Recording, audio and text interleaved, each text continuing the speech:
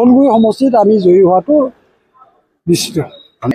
নাই মথনগুৰি খেলাম, মুদৈবাৰী, ইফালে ফগৰীয়া গ্ৰাম এনেধৰণে আছে আৰু বাকী গোটেইকেইটা নকওঁ আৰু পিছতো কি নাই মই মথনগুৰি প্ৰাৰ্থীটোৰ নাম নকওঁ মই এতিয়া, কিন্তু আমাৰ মথনগুৰি প্ৰাৰ্থী আমাৰ ঠিক হৈ আছে। মথনগুৰি সমষ্টি কিন্তু এতিয়া বিজেপি এজিপি খেলিলে তেওঁলোকৰ নাই এইটো বস্তুটো আমিতো নিজাববীয়াকৈ আমাৰ দল হিচাপে আমি খেলিম, তেওঁলোকে খেলিব। এতিয়া জয়ী পৰাজয়টো আমি জিকিম বুলি কৈ আছোঁ, তেওঁলোকৰ নিশ্চয় জয়ী বুলি, কিন্তু এইটো ৰাইজে হেৰিটো জয় পৰাজয়টো কৰিব ৰাইজেহে, ৰাইজৰ ওপৰত নিৰ্ভৰ কৰিব। আৰু আমি ভাবোঁ আজিৰ দিনটো যিটো ৰাইজ আছে, ৰাইজৰ যিটো মনোভাৱ আমি দেখিবলৈ পাইছোঁ যে অসম গণ পৰিষদৰ সপক্ষে ৰাইজে ভোটদান কৰিব বুলি আমাৰ দৃঢ় বিশ্বাস আছে।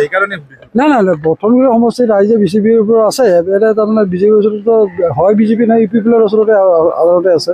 গতিকে আমি তেনেধৰণে আমি নিৰ্বাচন খেলিম, যিহেতু এইটো আমাৰ অনুকূলে দেখিছোঁ, আমি অনুকূলে দেখিছোঁ, গতিকে আমি নিৰ্বাচন খেলিম।